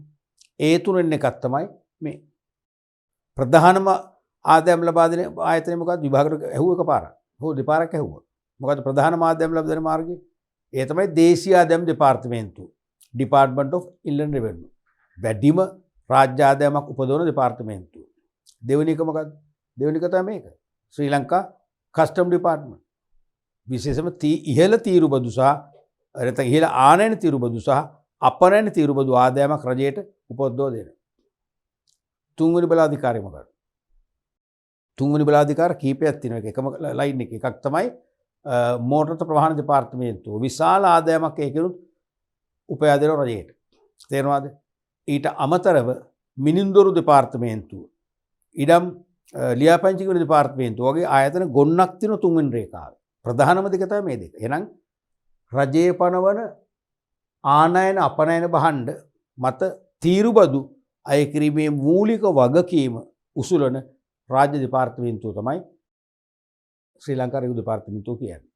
එතකොට ඕනෑම රටකදී වගේම ලංකාවේදීත් ආනයනය සහ අපනයනය කරන භාණ්ඩ ගමන් කළ යුත්තේ මේ බලාධිකාරය හරහා. මේ බලාධිකාරයේ අධීක්ෂණය, නිරීක්ෂණය, පරීක්ෂාව සහ අනුමැතිය. අධීක්ෂණය කරනවා, නිරීක්ෂණය කරනවා. කියන්නේ විවිධ නිරීක්ෂණ අද අති නවීන කැමරා තාක්ෂණ ක්‍රමනේ අපි කියන්නේ මෙගා පෝර්ට් සර්විසස් කියලා. ඒ මෙගා පෝර්ට් සර්විස් කියන්නේ ස්වයංක්‍රීය නිරීක්ෂණ කැමරා තාක්ෂණ. ඒ කියන්නේ අද කිසියම් භාණ්ඩ ඇතුළත් පෙට්ටියක්, බොක්ස් එකක් ඕපන් කරලා බලන්න ඕනේ නැහැ.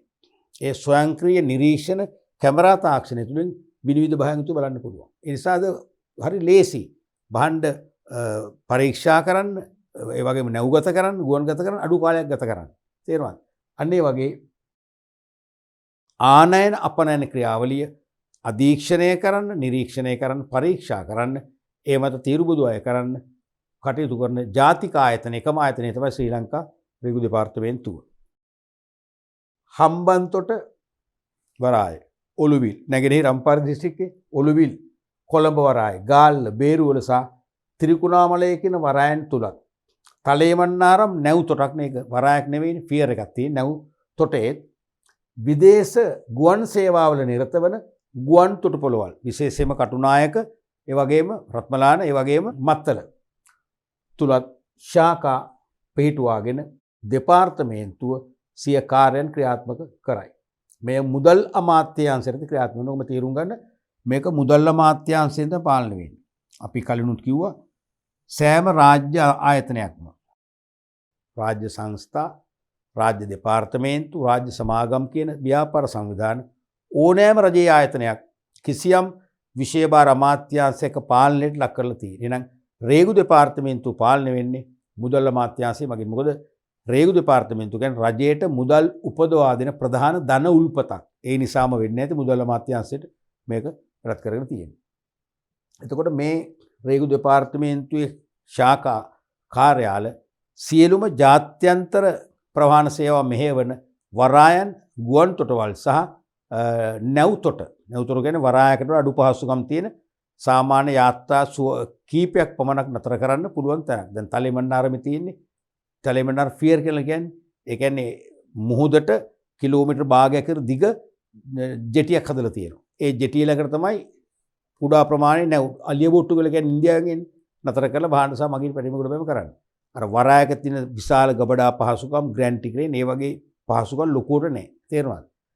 නමුත් දැන් තලේමන්නාරම් ෆියර් එකේ නැව් තොටට පවා ඉන්දියාවේ ධනුෂ්කොඩිය වරාය හරහා ඕන තරම් නැව් මගින් සමහරට අනවශ්‍ය දේවල් ගේන්න පුළුවන්. නීති විරෝධී ද්‍රව්‍ය ගේන්න පුළුවන්.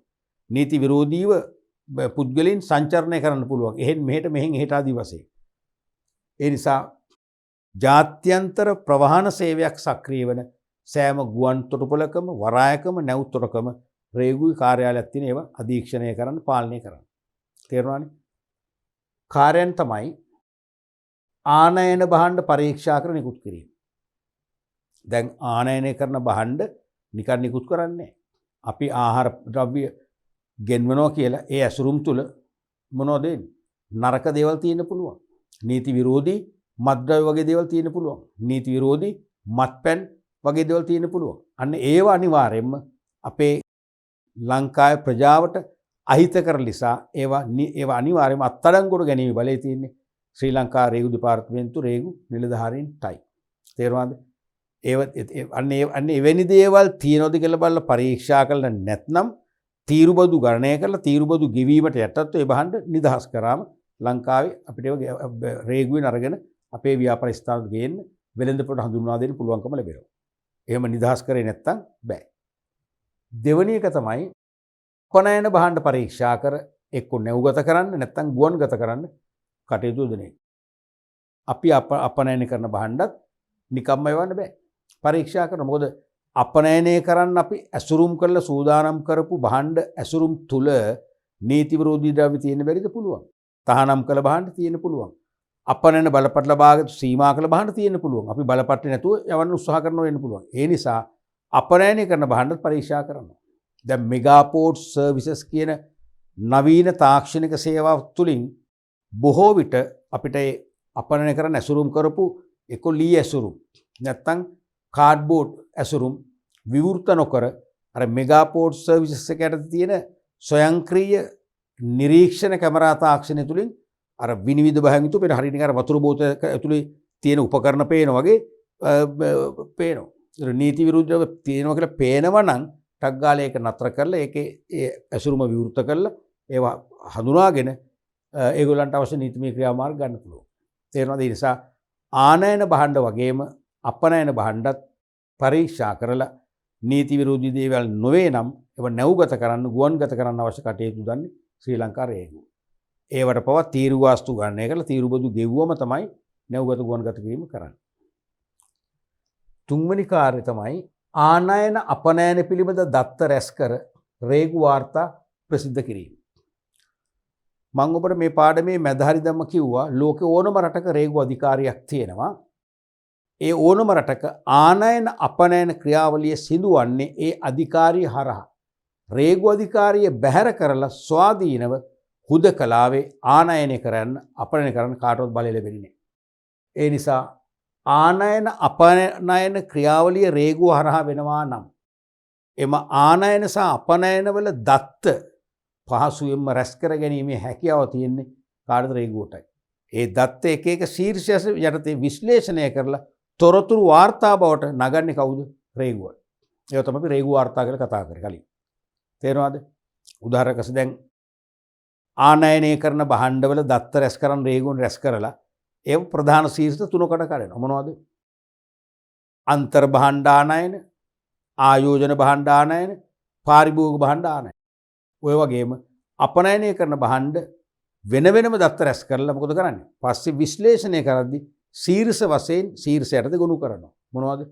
කෘෂි කාර්මික අපනයන, කාර්මික අපනයන, ඛනිජමය අපනයන ආදි වශයෙන්. තේරුණාද? මෙන්න මේ වගේ ආනයන අපනයන පිළිබඳ දත්ත රැස් කර ඒවා විශ්ලේෂණය කර රේගු වාර්තා ප්‍රසිද්ධ කිරීම ඒගොල්ලන් ප්‍රධානම කාර්යය. මේ රේගු වාර්තා තමයි ශ්‍රී ලංකා මහ බැංකුව පවා ආනයන අපනයන වෙළඳ ක්‍රියාවලිය විශ්ලේෂණය කරන්න ආදේශ කරගන්න. ඇඩොප් කරගන්නේ රේගු වාර්තාවලින් දත්ත. ඊළඟට නීති විරෝධී භාණ්ඩ රාජසන්ත කිරීම හා එවැනි ජාවාරම්කරුවන්ට එරෙහිව නීතිමය පියවර ගැනීම. දැන් ආනයන භාණ්ඩ වේවා, අපනයන භාණ්ඩ වේවා පරීක්ෂා කරනවානේ. පරීක්ෂා කරද්දී නීති විරෝධී භාණ්ඩ කොච්චර හසු වෙනවදනේ? නීති විරෝධී භාණ්ඩ හසු වෙනවා නම් ඒ භාණ්ඩ ආනයනය කරන්න හෝ අපනයනය කරන්න උත්සාහ කළ අය මොකද කරන්නේ? නීතිය රැහන්ට හසු කරගන්න ශ්‍රී ලංකා රේගුවයි. විශේෂයෙන්ම අර භාණ්ඩ නීති විරෝධී භාණ්ඩ රාජසන්තක කරනවා. ඒ කියන්නේ භාණ්ඩ වල හිමිකරුවන්ගෙන් ඒව මුදවගෙන රජයේ සතු කරගන්නවා. කරගෙන මොකද කරන්නේ? ඒ භාණ්ඩ අපි දාලා නැහැ කමන්නේ. ඒ භාණ්ඩ වෙන්දේසි කිරීම කරන්නේ ශ්‍රී ලංකා රේගුවයි. ඒ රාජසන්තක කළ භාණ්ඩ කියන්නේ මෙහෙම නීති විරෝධීව කියන්නේ මේ මද්ද්‍රව්‍ය වගේ නෙවෙයි. දැන් බලපත්‍ර ලබාගත යුතු ආනයන ද්‍රව්‍ය බලපත්‍ර නැතුව ගේන නීති විරෝධීද කොට.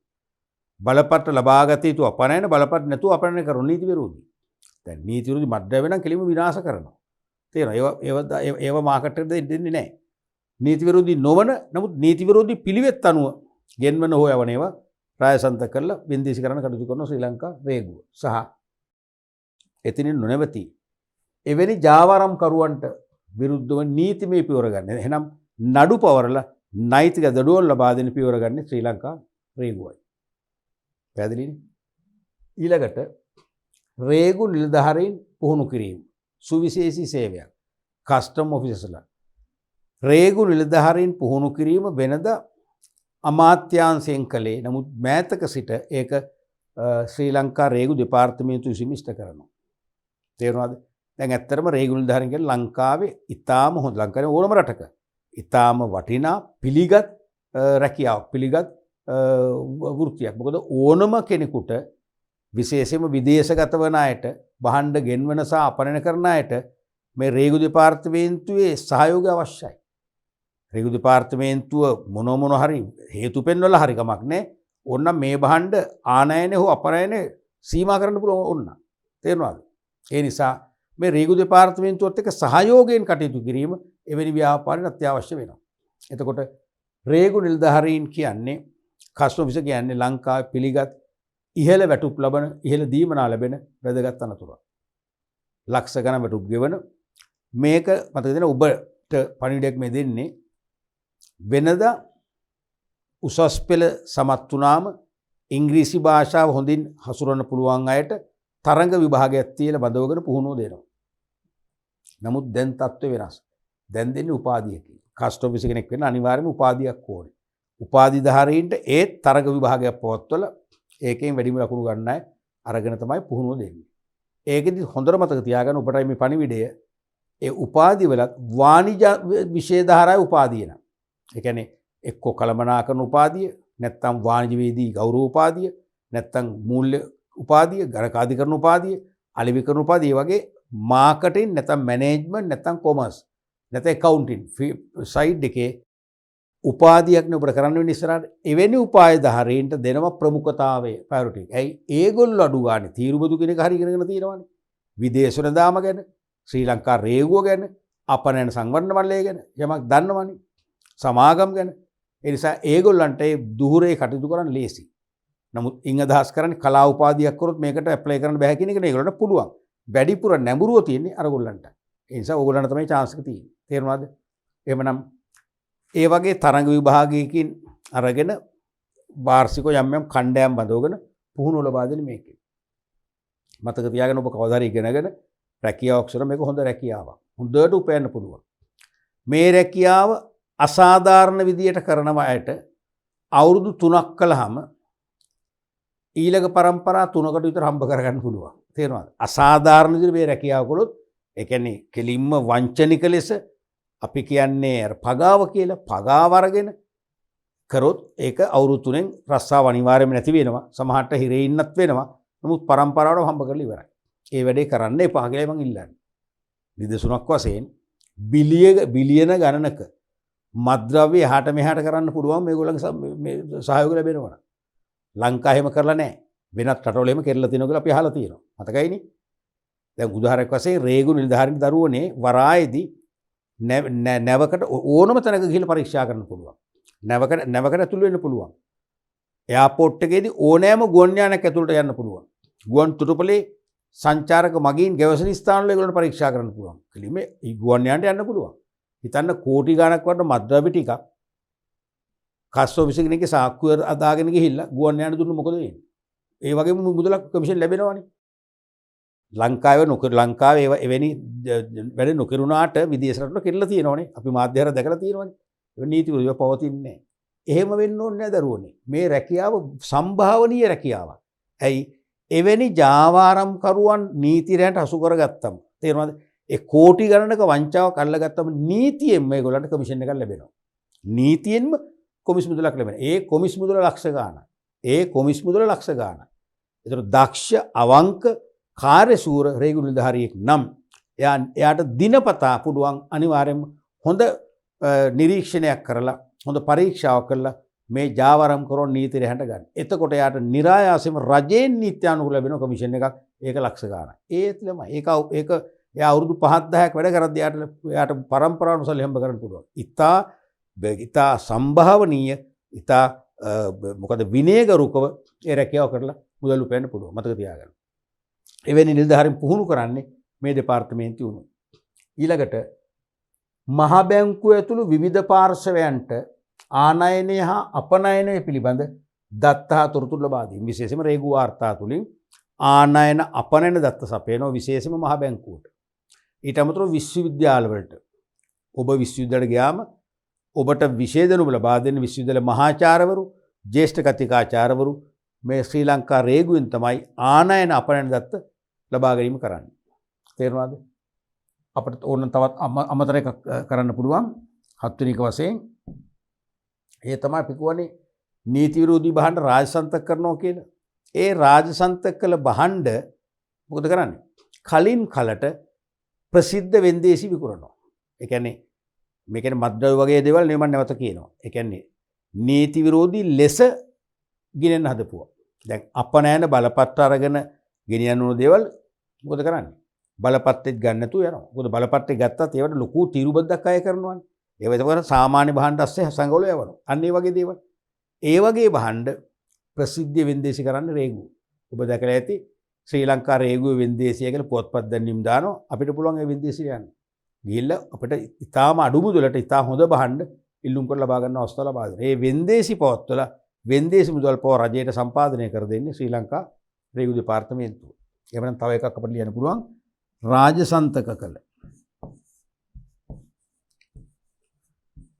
රාජසන්තක කළ භාණ්ඩ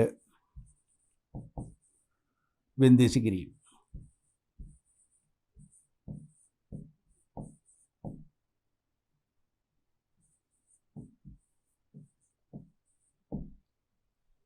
රාජසන්තක කළ භාණ්ඩ වෙන්දේසි කිරීම. තේරුණාද? ඊළඟට තවත් එක කාර්යයක් මේක අපිට මතක් කරගන්න ඕනේ. ඒ තමයි මේ ශ්‍රී ලංකා රේගු දෙපාර්තමේන්තුව විදේශ රටවල රේගු අධිකාරීන් සමග මෙවැනිම රේගු ආයතන සමග සමීප සම්බන්ධතා පවත්වනවා. ඇයි මේ සමීප සම්බන්ධතා පවත්වන්නේ? විශේෂයෙන්ම දියුණු රටවල රේගු බලධාරීන් විසින් රේගු කටයුතු කාර්යක්ෂමව හා සඵලදායකව පවත්වාගෙන යන්නට නව නිරීක්ෂණ ක්‍රම නව තාක්ෂණික මෙවලම් භාවිතා කරලා හඳුන්වා දෙනවා. අන්නේ නව ක්‍රම ලංකාවට ආදේශ කරගන්න මෙන්න මේ වගේ සම්බන්ධතා ඉතාම වැදගත් වෙනවා. ඒ නිසා විදේශ රටවල රේගු බලාධිකාර සමග සමීප සම්බන්ධතා පවත්වාගෙන යාම සහ ඒ වගේම විදේශ රටවල නව රේගු නිරීක්ෂණ ක්‍රම ලංකාවට හඳුන්වා දීම ආදේශ කර ගැනීමත් මේ බලාධිකාරයේ ප්‍රධානම කාර්යයක් වෙනවා. අපිට ඒවත් විභාගවල ලියන්න පුළුවන්කම ලැබෙනවා.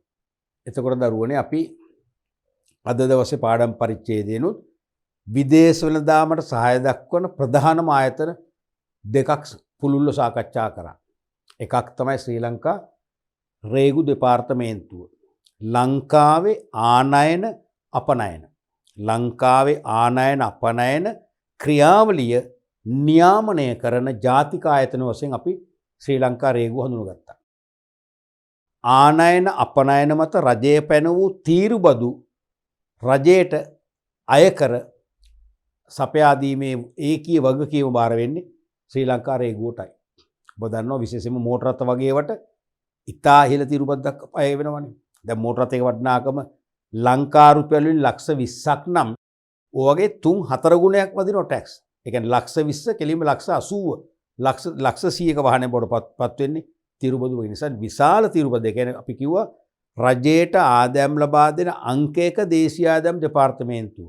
අංක 2 තමයි මේක. එහෙම වෙන්නේ ඒ වගේ ඉහළ තීරුබදු අය කරලා දෙන්න නිසායි. ඊළඟට ආනයන අපනයන භාණ්ඩ පරීක්ෂා කර තේරෙනවද? ආනයන භාණ්ඩ වෙළඳපොළ නිදහස් කිරීමට අනුමැතිය ලබා දෙන්නේ. අපනයන භාණ්ඩ නැව්ගත හෝ ගුවන්ගත කිරීමට අනුමැතිය ලබා දෙන්නේ ශ්‍රී ලංකා රේගුවයි. නීති විරෝධී භාණ්ඩ එම පරීක්ෂාදී හසු වෙනවා නම් නීති විරෝධී භාණ්ඩ රාජසන්තක කරලා එවැනි ජාවාරම්කරුන්ට විරුද්ධව නඩු පවරන්නේ ශ්‍රී ලංකා රේගුවයි. ඒ නීති විරෝධී භාණ්ඩ ප්‍රසිද්ධ වෙන්දේසිය මගින් වෙන්දේසි කරලා රජයට ආදායම් ලබා දෙන්නේ ශ්‍රී ලංකා රේගුව. ආනයන අපනයන දත්ත විශ්ලේෂණය කරලා රේගු වාර්තා ප්‍රසිද්ධ කරනවා. මහ බැංකුව විශ්වවිද්‍යාල ඇතුළු අදාළ ආයතන වලට සැපයීම කරන්නේ ශ්‍රී ලංකා රේගුවෙන් කියලා කිව්වා. ඊළඟට මේ රේගු කටයුතු දියත් කරන්නේ රේගු නිලධාරීන් මගින් රේගු නිලධාරීන් නවකයින් බඳවාගෙන පුහුණුවක් ලබා දීමත් මේ දෙපාර්තමේන්තුවේ කාර්යයක් කියලා කිව්වා. ඔගේ සුවිශේෂී කාරණ කීපයක් අපි කතා කරා. ඊට අමතරව අපි කතා කරා තවත් වැදගත්ම ආයතනයක් අපනයන වෙළඳ මධ්‍යස්ථානය. ශ්‍රී ලාංකික ව්‍යාපාරිකයින්ට විදේශ ව්‍යාපාරිකයින් සම්මුඛ කරවලා විදේශ ව්‍යාපාරික ප්‍රජාව සමග මිත්‍ර සබඳතා ඇති කරගෙන ලංකාවේ අපනයන වෙළඳාම ප්‍රවර්ධනය කරගන්න සහයෝගය දක්වන ප්‍රධාන කේන්ද්‍රස්ථානයක් වශයෙන් අපි දැක්කා අපනයන වෙළඳ මධ්‍යස්ථානය. ජාත්‍යන්තර සංවිධානවල ප්‍රධානීන් ලෝක දේශපාලන නායකයින් ලෝකේ ව්‍යාපාර ලෝකයේ ප්‍රමුඛතම ව්‍යාපාරිකයින් ශ්‍රී ලංකාවේ අපනයනකරුවන්ට ආනයනකරුවන්ට අනිවාර්යයෙන්ම සම්මුඛ කරවන හොඳ කේන්ද්‍රස්ථානයක් තමයි අපනයන වෙළඳ මධ්‍යස්ථානය. ඒ මධ්‍යස්ථානය තුල රහස් සම්මන්ත්‍රණ කාමර තුලින් කියන්නේ නීති විරුද්ධ දේවල් කරන්නේ නෙවෙයි. පෞද්ගලිකව තමන්ගේ ආනයන අපනයන ගනුදෙනු වඩා සුබවාදීව පවත්වාගෙන යාමට අවශ්‍ය කොන්දේසි නැත්නම් එකගතා ඇති කරගන්න රහස් සාකච්ඡා පවත්වන රහස් සම්මන්ත්‍රණ කාමර මේකේ සපයනවා කියලා කිව්වා.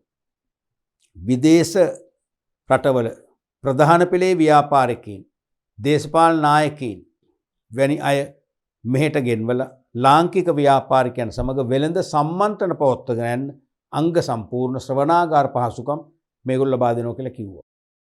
භාෂා 25කට වැඩි ප්‍රමාණයක් පරිවර්තනය කරන්න පුළුවන් විශේෂඥ භාෂා පරිවර්තකයින්ගේ සහාය ලබා දීම තුළින් ඒ වෙළඳ සම්මන්ත්‍රණ තවදුරටත් අර්ථවත් කරන්න මේ අපනයන වෙළඳ මධ්‍යස්ථානයේ ක්‍රියාත්මක වෙනවා කියලා අපි කිව්වා.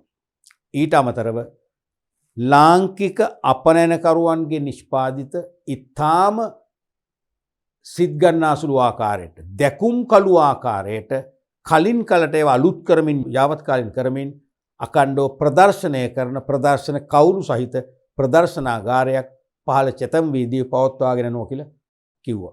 ඒවා නිරීක්ෂණය කිරීම තුළින් විදේශ ව්‍යාපාරිකයන්ගෙන් අලුත් ඇණවුම් ලබා ගන්න පුළුවන් කියලා අපි කිව්වා.